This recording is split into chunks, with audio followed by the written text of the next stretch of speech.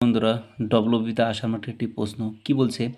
এ 20 দিনে 80% কাজ শেষ করে, এরপর বি আসে, দুজনে বাকি কাজ 3 দিনে শেষ করে।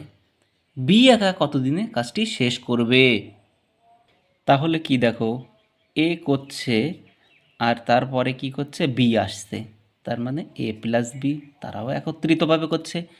এ করছে কত, 80% কাজ, এ করছে একা, তারপরে বিকে সাথে নিয়ে বাকি থাকছে 20% কাজ।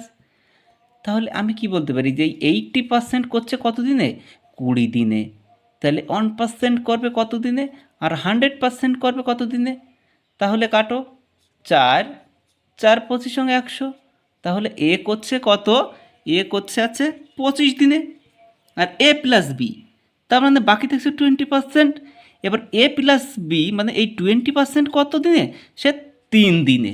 তাহলে 1% কত, 3/20, আর 100% কত? তাহলে কাটো, 5 3 পাঁচা 15, 3 পাঁচা 15। তাহলে কি, এ করছে 25 দিনে আর এ প্লাস বি করছে কত, 15 দিনে।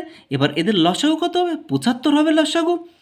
তাহলে কি 75 হলে 25, 3 25 75, 5 15 75, দুটোর ডিফারেন্স কত, 2। কেন ডিফারেন্স হলো, যেহেতু এ এ কাটা যাবে, তাহলে বি থাকবে, উত্তর এসেছে বি। তাহলে 75/2।